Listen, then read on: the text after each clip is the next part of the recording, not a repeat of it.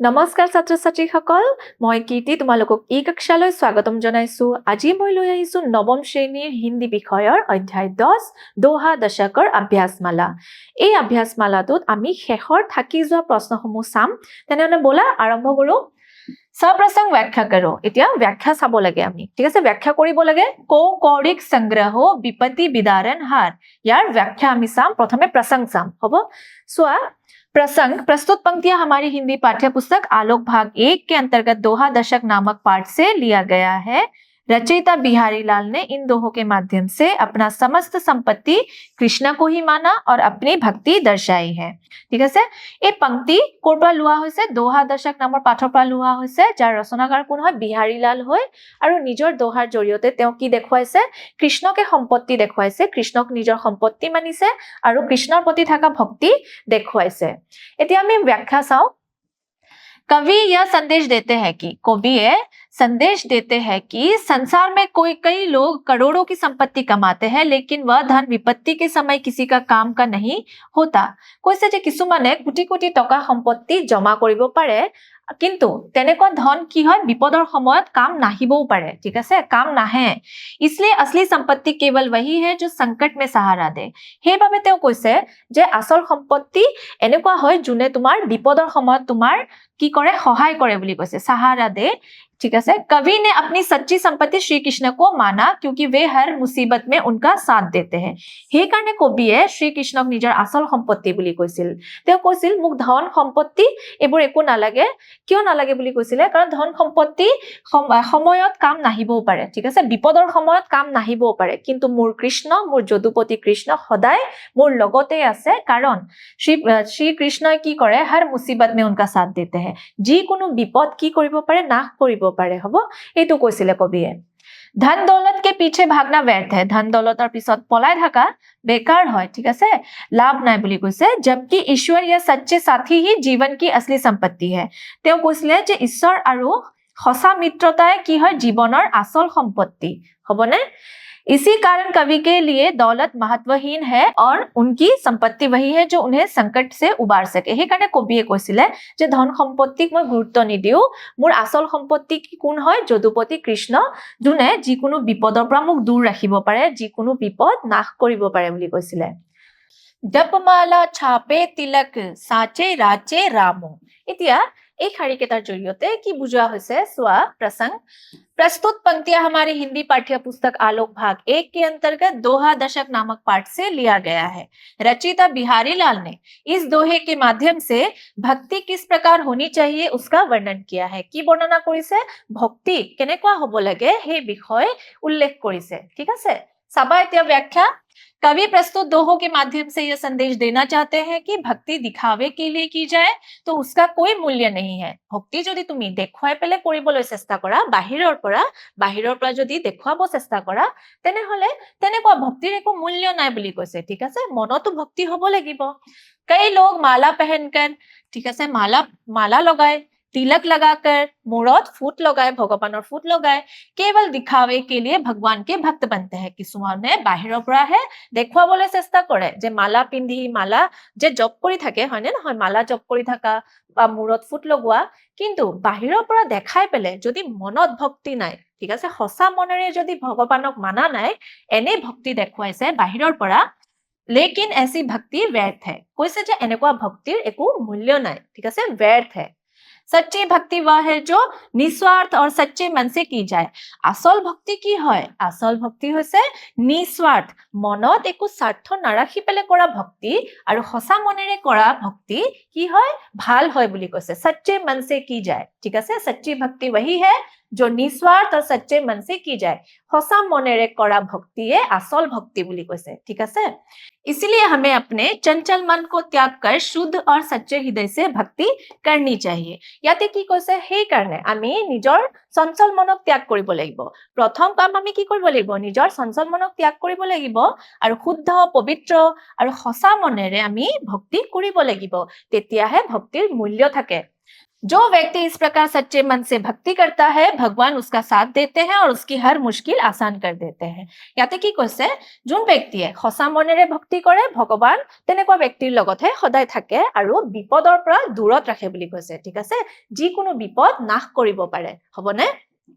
তাৰ পিছত চোৱা কনক কনক তই সগুণী ইহি পায় বৰাই। এটা কনক কনক ইয়াতে দুটা অৰ্থ সোমাই আছে, আমি পাইছিলো হয়নে? কনক মানে হৈছে সোণ সোণা আৰু এটা কনক মানে হৈছে ধতুৰা। এতিয়া সোণা আৰু ধতুৰাক লৈ পেলাই কবিয়ে কি কব বিচাৰিছিল চোৱা।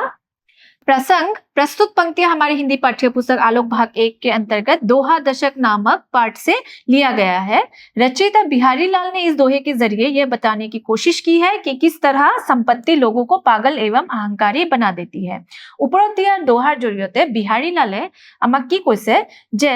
সম্পত্তি लोगों को पागल बना देती है, ধন সম্পত্তিয়ে মানুহক পাগল কৰি দিয়ে বুলি কৈছে আৰু অহংকাৰী কৰি দিয়ে বুলি কৈছে। এতিয়া আমি ব্যাখ্যা চাই বুজো আহা। कवि ने इस दोहे में कनक शब्द के दो अर्थ बताए हैं। আমি পাইছিলো যে কনক শব্দৰ দুইটা অৰ্থ আছে বুলি। প্ৰথম অৰ্থ চোৱা, एक तो धतुरा है और दूसरा सोना। এটা ধতুৰা আৰু এটা সোণ, ঠিক আছে, सोना। कवि उदाहरण देकर समझाते हैं कि जैसे धतुरा खाने से व्यक्ति उन्माद या मादकता में पागल हो जाता है। কবিয়ে বুজাইছিলে উদাহৰণৰ জৰিয়তে যে ধতুৰা ললে মানে কি মানুহ পাগল হৈ যায়, নিচাত আহি যাব পাৰে, মাদকতাত পাগল হৈ যায়। ঠিক वैसे ही सोना मिलने पर मनुष्य पागल हो जाता है। ठीक তেনেকুৱাই মানুহে যেতিয়া সোণ পায় ধন পায় তেতিয়া পাগল হৈ যাব পাৰে বুলি, লোভ বাঢ়ি যাব পাৰে বুলি। उन्होंने कहा कि सोने में धतुरे से भी अधिक नशा है। তেওঁ কৈছিলে যে সোণত ধতুৰাতকৈ 100 গুণ বেছি মাদকতা থাকে।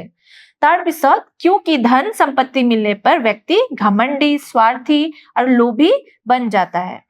ধন সম্পত্তি পালে মানুহে কি হৈ যাব পাৰে, পাগল হৈ যাব পাৰে। পাগল মানে ইয়াতে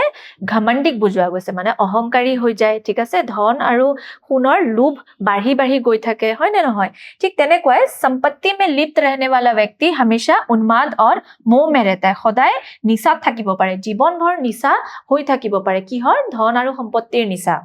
इसलिए कवि धन के मोह से सावधान रहने की शिक्षा देते हैं। সেইকাৰণে কবিয়ে শিক্ষা দিছে যে ধন আৰু সম্পত্তিৰ নিচাৰ পৰা যাতে আমি সদায় দূৰতে থাকো, কাৰণ ধতুৰাৰ নিচাতকৈ ধন আৰু সম্পত্তিৰ নিচাহে বেছি। ঠিক আছে, মাদকতা বেছি, যোনটোৱে মানুহক কি কৰিব পাৰে, পাগল কৰি দিয়ে, অহংকাৰী কৰি দিয়ে আৰু লোভ বাঢ়াই দিয়ে। ओछे बड़े न हुए सके फारी निहारी नैन। यार আমি प्रसंग আৰু व्याख्या এতিয়া চাম। सुआ प्रसंग प्रस्तुत पंक्ति हमारी हिंदी पाठ्य पुस्तक आलोक भाग 1 के अंतर्गत दोहा दशक नामक पाठ से लिया गया है। रचयिता बिहारी लाल ने इस दोहे के जरिए नीच स्वभाव के व्यक्ति का वर्णन किया है। এই দোহাৰ জৰিয়তে কি দেখাব চেষ্টা কৰিছে? নীচ স্বভাৱৰ মানুহ, ওছা ব্যক্তি। ওছা মানে কি? নীচ স্বভাৱৰ মানুহ, বেয়া স্বভাৱৰ মানুহ। ঠিক আছে, তাৰপিছত व्याख्या सुआ। कवि कहते हैं कि नीच स्वभाव के लोग कभी सच्चे रूप में महान नहीं बन सकते। সঁচা ৰূপেৰে মহান বনিব নোৱাৰে नीच स्वभाৱৰ মানুহবোৰে। जैसे लाख कोशिश करने पर भी हम आकाश की सीमा बढ़ा नहीं सकते। ठीक है, जैसे लाख कोशिश करने पर भी हम आकाश की सीमा बढ़ा नहीं सकते। যিমান চেষ্টা কৰিলেও আমি আকাশৰ সীমা বঢ়াব নোৱাৰো, ঠিক তেনেদৰে যিমান চেষ্টা কৰিলেও এজন নীচ স্বভাৱৰ মানুহ কেতিয়াও মহান হ'ব নোৱাৰে বুলি কবিয়ে আমাক কৈছিল। তাৰ পিছত কৈছে যে या अपनी आंखों को जितना बड़ा देख ले। ठीक है, आंखों से बड़ा जितना देख ले उसका आकार अपनी सीमा से अधिक नहीं बढ़ सकता। কৈছে যে চকু খুলি খুলি চালেও, চকু ডাঙৰ ডাঙৰ কৰি চালেও আমাৰ চকুৰ সাইজ যিমান, আমাৰ হিমানে আমি চকু খুলিব পাৰিম। ঠিক আছে, তাতছে বেছি ডাঙৰ আমি কৰিব নোৱাৰো। वैसे ही नीच स्वभाव वाला व्यक्ति प्रयासों के बावजूद महान नहीं बन सकता। ঠিক তেনেদৰে নীচ স্বভাৱৰ মানুহ, বেয়া স্বভাৱৰ মানুহ ভাল দেখুৱালেও কেতিয়াও মহান হ'ব নোৱাৰে, হ'বনে? इसका अर्थ है कि असली महानता स्वभाव और चरित्र में निहित होती है, बाहरी दिखावटी से महानता हासिल नहीं होती। কবিয়ে শেষত ক'লে যে असली महानता মানে আসলতে মহান কেনেকে হয়? এজন ব্যক্তি নিজৰ স্বভাৱ আৰু চৰিত্ৰ দি, ঠিক আছে, নিজৰ স্বভাৱ আৰু চৰিত্ৰ ভাল কৰিয়ে এজন ব্যক্তি মহান হ'ব পাৰে বুলি কৈছে। আৰু বাহিৰী দিখাৱটি से महानता हासिल नहीं होती, বাহিৰৰ পৰা দেখুৱালে মহান হ'ব নোৱাৰি। ঠিক আছে, বাহিৰৰ দিখাৱটি মানে বাহিৰৰ পৰা ভাল হৈ দেখায়, ভিতৰত বেয়াকে ভাবিলে তুমি মহান হ'ব নোৱাৰা। হ'ব, তাৰ পিছত চোৱা ভাষা অধ্যয়ন। এতিয়া আমি ভাষা আৰু কিছু ব্যাকৰণ চাম। সন্ধি বিচ্ছেদ কৰো, সন্ধি বিচ্ছেদ কৰো। সন্ধি আমাৰ কি কৰিব দিছে? বেলেগ কৰিব দিছে। এতিয়া এটা এটাকে আমি সন্ধি বিচ্ছেদ কৰিম। চাবা এতিয়া देहावसन, देह प्लस अवसान, देहावसन। लोकोक्ति, लोक प्लस उक्ति, लोकोक्ति। উজ্জ্বল উজ্জ্বলৰ চোৱা বিচ্ছেদ উত্তজ্জ্বল ঠিক আছে উত্তজ্জ্বল উজ্জ্বল সজ্জন আৰু একে হ'ব সতজন সজ্জন দুৰ্জন দুজন দুৰ্জন ঠিক আছে অন্য প্ৰশ্ন চোৱা বিলোম শব্দ লিখো এতিয়া আমাৰ বিপৰীত শব্দ লিখিব লাগে ঠিক আছে বিপৰীত শব্দ আমি চাম अनुराग पाप गुण प्रेम सज्जन मित्र गगन और श्रेष्ठ का विलोम शब्द हम देखेंगे स्वा अनुराग विराग মনত ৰাখিবা অনুৰাগৰ কি হয় বিৰাগ হয় বিপৰীত শব্দ কি হয় বিৰাগ পাপ পুণ্য গুণ অৱগুণ প্ৰেম নফৰত सज्जन दुर्जन मित्र शत्रु गगन धरा श्रेष्ठ निम्न মনত ৰাখিবা তোমালোকে ভালকে ঠিক আছে তাৰপিছত বেলেগ প্ৰশ্ন নিম্নলিখিত दोहों को खड़ी बोली गद्य में लिखो তলত দিয়া শাৰীকেইটা আমি কি লিখিব লাগিব खड़ी बोली মানক হিন্দী মানে স্ট্যান্ডার্ড হিন্দীত আমি লিখিব লাগিব গদ্য হিচাপে मीत ना नीत गलित हुए जो धरिए धन जोरी खाए खर्चे जो जुरे तो जोरिए करोरी एटू दोहा হয় বিহাৰী লালৰ दोहा হয় আমি সিম্পল হিন্দীত লিখিম ঠিক আছে স্ট্যান্ডার্ড হিন্দীত লিখিম চাবা এতিয়া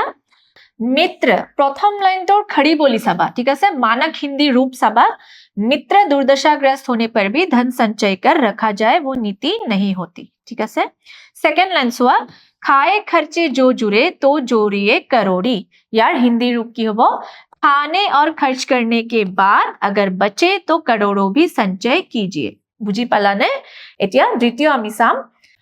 न ए विशेषिए लखी नए दुर्जन दुसा सुभाए आटे पर प्राणन हरे काटे लो लगी पाए ठीक है यार हिंदी रूप आमी सामेतिया दुर्जन पर विश्वास न कीजिए प्रथम लाइन तो सबा ठीक है दुर्जन पर विश्वास न कीजिए वे दुख पड़ने पर मौका मिलने पर पैर में चुपकर प्राण हरने वाले कांटे की तरह होते हैं ठीक है प्रथम और सेकंड लाइन और हिंदी अर्थ दुर्जन पर विश्वास न कीजिए वे दुख पड़ने पर मौका मिलने पर पैर में चुपकर प्राण हरने वाले कांटे की तरह होते हैं ठीक है एटू ब्रज भाषा और यार खड़ी बोली हिंदी रूप एटू ठीक है তাৰপিছত চোৱা निम्नलिखित समस्त पदों का विग्रह करके समास का नाम बताओ तलतिया शब्द तलतिया समासर की কৰিব লাগে समस्त पदों का विग्रह माने बेलेग কৰিব লাগে पदবোৰ बेलेग কৰিব লাগে पद बेलेग কৰি समासৰ प्रकार লিখিব লাগে ঠিক আছে টাইপ লিখিব লাগে প্ৰথমে समास কি হয় আমি হেতু চাম ঠিক আছে समास মানে কি চোৱা हिंदी व्याकरण में समास का अर्थ होता है संक्षिप्तकरण माने সৰু শব্দত লিখা ঠিক আছে সৰু ভাবেৰে লিখা जब दो या दो से अधिक जितना द्विता और द्विता के बेसी शब्द मिलकर एक नया और छोटा शब्द बनाते हैं जिसे कम शब्दों में अधिक अर्थ दिया जा सके तो उसे समास कहते हैं ठीक है এতিয়া চাবা বুজিম আমি যে যেতিয়া দুইটা আৰু দুইটা শব্দতকে বেছি ঠিক আছে যোগ হৈ পেলে এটা নতুন শব্দ বনাব পাৰে আৰু সৰু শব্দ বনায় ঠিক আছে এটা বাক্যৰ সৰু শব্দ মানে বেছি কথা সৰু শব্দতে যেতিয়া বুজোৱা যায় ঠিক আছে হেতু কয় समास ঠিক আছে समास अधिक अर्थ दिया जाता है এটা শব্দৰে বেছি অৰ্থ বুজোৱা যায় হেতুকে কয় समास এতিয়া আমি শব্দকেইটা চাম আৰু শব্দৰ বিগ্ৰহ চাম আৰু প্ৰকাৰ চাম প্ৰকাৰ মানে টাইপ চাম ঠিক আছে सत्सय এটা सत्सय माने আমি জানো যে সাতখৰা দোহাৰ সংগ্ৰহ ঠিক আছে सत्सय মানে হৈছে 700 কা সমাহাৰ মানে সাতখৰ সমূহ ঠিক আছে এতিয়া এটো নিলিখি পেলে আমি सत्सय বুলি লিখিব পাৰো আমি বাক্যৰ কি কৰিছো এটা শব্দৰে আমি অৰ্থ বুজাব চেষ্টা কৰিছো হয়নে নহয় তো এটোকে কয় समास বুলি ঠিক আছে এতিয়া सत्सय 700 কা সমাহাৰ মানে দ্বিগু সমাসত পৰে গোপীনাথ गोपी के नाथ अर्थात श्री कृष्ण एतो नगय पेला আমি गोपीनाथ বুলি কব পাৰো ঠিক আছে একে কথাই বুজোৱা যায় बहुब्रीहि समास হয় ঠিক আছে गुण अवगुण गुण और अवगुण द्वंद्व समास काव्य रसिक काव्य का रसिक ठीक আছে काव्य का रसिक संबंध तत्पुरुष समास তোমালোকে বিগ্ৰহ মনত ৰাখিবা আৰু সমাসৰ প্ৰকাৰ মনত ৰাখিবা ঠিক আছে आजीवन सारा जीवन अविभाव समास ठीक है सारा जीवन नকৈ পেলে আমি आजीवन বুলিও কব পাৰো হবনে अंतर बनाए रखते हुए निम्नलिखित शब्द जोड़ों के अर्थ बताओ तলত একে নিচিনা শব্দ দিয়া আছে ঠিক আছে একে শব্দ দিয়া আছে কিন্তু অৰ্থ বেলেগ হয় হবনে ঠিক তেনে ধৰে আমি বেলেগ বেলেগ অৰ্থ ভাবে একে শব্দৰে অৰ্থ আমি বুজিম ঠিক চাবা এতিয়া কনক কনক মানে তো আমি পাইছিলো সোনা হয় না নহয় খুন আৰু এটা কনক কি হয় ধাতুৰা ঠিক আছে একে শব্দ যদিও অৰ্থ কি হ'ব পাৰে বেলেগ বেলেগ হ'ব পাৰে মিনিং বেলেগ বেলেগ হ'ব পাৰে হার हार माने होइसे गले में पहनने का आभूषण डिंगित जे लगाओ आमी माला हेतु এটা অৰ্থ বুজায় আৰু এটা হাৰে কি বুজাব পাৰে পৰা যায় মানে হাৰি যোৱা ঠিক আছে এটা হাৰ হৈছে ডিঙিত পিন্ধি থকা মালা হ'ব পাৰে আৰু এটা হাৰ হৈছে পৰা যায় স্নেহ স্নেহ মানে হৈছে তেলকো বুজোৱা যায় আৰু স্নেহ মানে তো আমি জানোৱে যে প্ৰেম বুলিও বুজোৱা যায় ঠিক আছে हल মানে সমাধান মানে কিবা এটাৰ সমাধান উলোৱা ঠিক আছে हल ঠিক আছে সলিউশন আৰু हल মানে হৈছে আৰু এটা খেতি करने का यंत्र এতিয়া আমি हल ব্যৱহাৰ কৰোনে খেতি কৰিবলৈ হেতু हल ঠিক আছে খেতি কৰাৰ যন্ত্ৰ বুলি কৈছে कल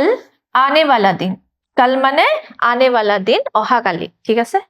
कल यंत्र और एटा कल माने की है यंत्र होबो पारे यंत्र ठीक है आने वाला दिन और यंत्र इसमें क्या मिला देखो कनक के दो अर्थ हमने समझे कनक मतलब सोना कनक मतलब धतूरा हार गले में पहनने का आभूषण हार पराजय स्नेह तेल स्नेह प्रेम हल समाधान हल खेती करने का यंत्र कल आने वाला दिन